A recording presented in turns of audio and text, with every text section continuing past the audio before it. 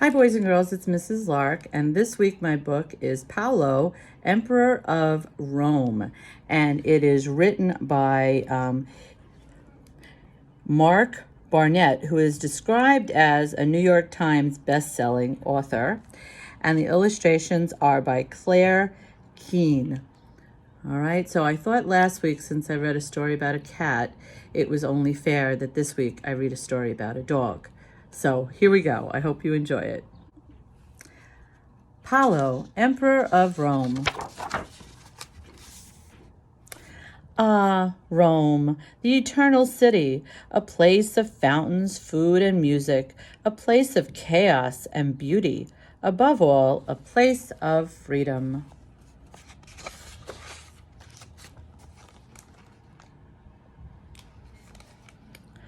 But not for Paolo. Paolo lived confined to a small hair salon on Via Torino. Often he would press his nose against the window, captivated by the bustle on the sidewalk. "Get away from there, Paolo," Signora Pianstrada would shout. "You're smudging the glass."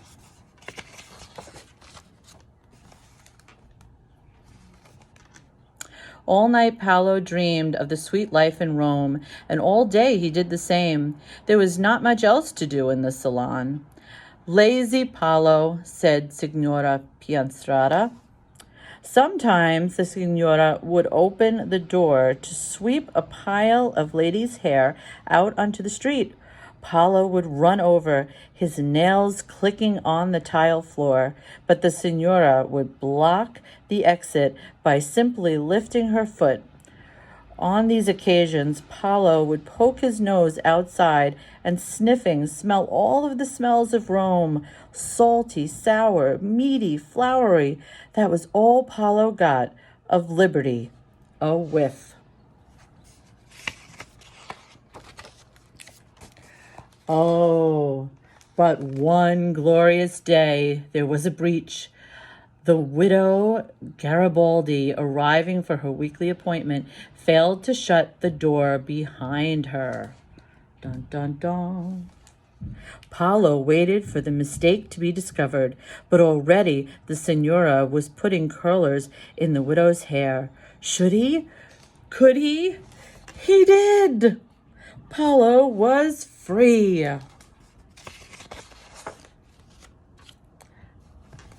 And was the city all he imagined? It was more. Bridges and plazas and tall cathedrals and statues of humans and gods and horses, statues of lions that shot streams of water from their mouths, and high on a hill topping a column, a statue of a proud she-wolf, the mother of Rome. "How like this wolf I am," said Paolo. "But whereas she is made of stone, I am made of muscles and can go wherever I please." But wherever should he go?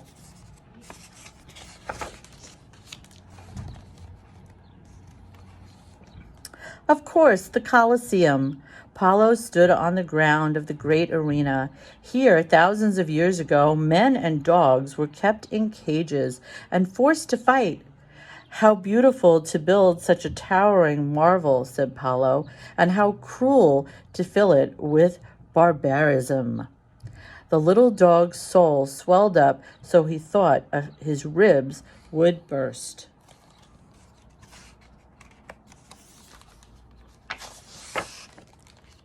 In the middle of the city, Paolo found a field full of ruins and lounging cats.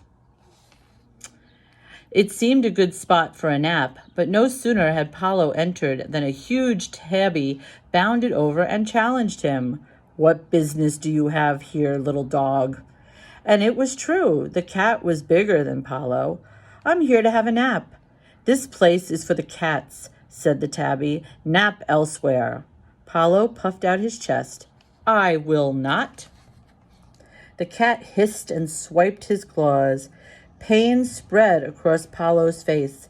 He had been cut, and deeply. But rather than flee, Paolo stood and barked. The cat, frightened by Paolo's indifference to injury, disappeared into the grass. Paolo hopped from column to column till he stood upon the tallest. "I am Paolo," he said. "The biggest among you has scratched my cheek, and I did not flinch. Will any other cat challenge me?" The cats were cowed. Paolo curled up and slept.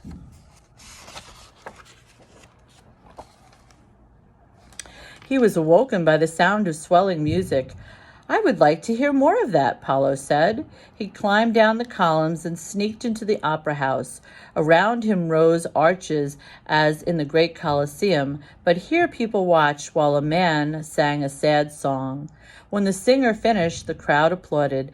They shouted "Bravo" and threw down roses. "It must feel wonderful to be adored," said Paolo. "I should like it if one day people shouted for me."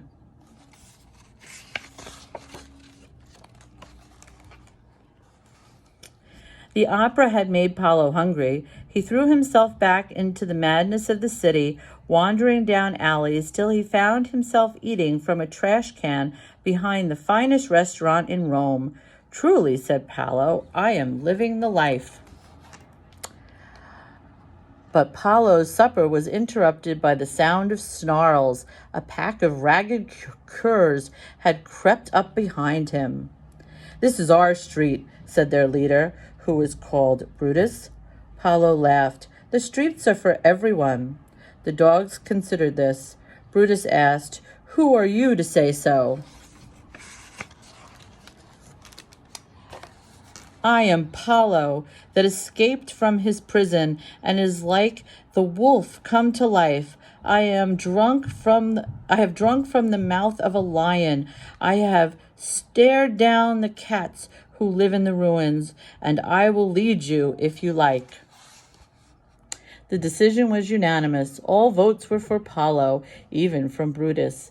It was unprecedented. That night, Rome belonged to the dogs.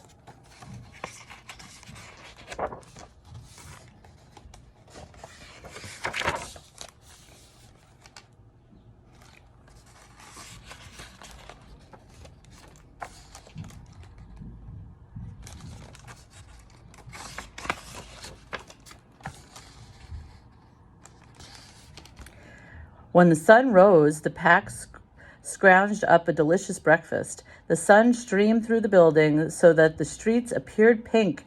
Paolo's heart was at peace. But what's this commotion? 6 nuns had fallen into the Trevi fountain. The crowd in the piazza, stupefied, looked on at their awful splashings. "How terrible," said Paolo. "We must do something." "Of course it's terrible," said the dogs, "but what concern is it of ours?" This was outrageous. If heroism was not to be found in the pack, then Paolo must act alone. He leapt into the water and carefully, not to tear their habits, pulled the nuns to safety one by one. The Caberini, arriving on the scene with several life preservers, was astonished to find Paolo had done all the work for them. The captain was at first put out, ashamed to be outshined by a small dog. But the cheers of the crowd were contagious, and soon even the proud officer joined in. "Bravo, Paolo," he shouted. "I'll see you receive a Medal of Valor."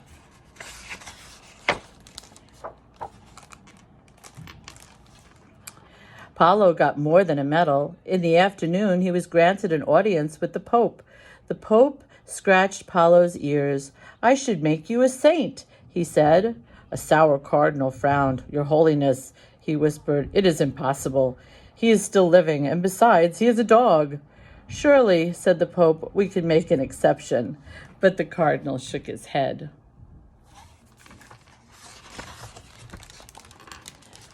No matter. Paolo was given a fine room in the papal apartments. Each night the chefs prepared for him some new feast. His bed was made with satin sheets and piled high with goose-down pillows. The walls were covered with paintings by the old masters. Paolo studied the pictures and was impressed by their beauty. but he preferred to look out his high window, from which he could see all of Rome sprawled out before him. The paintings were lovely, but they did not move. The city was always stirring.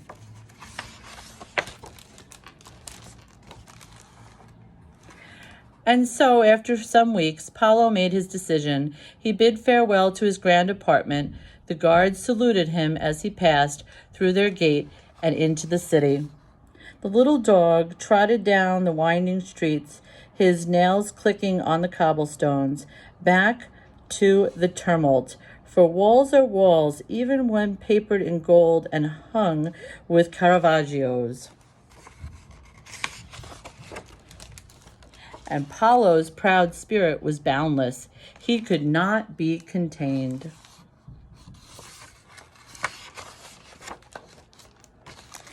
The end.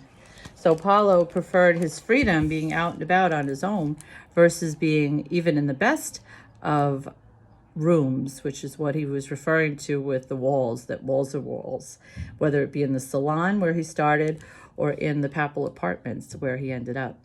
All right, I hope you enjoyed the story and love to know what you think, boys and girls. Have a great week.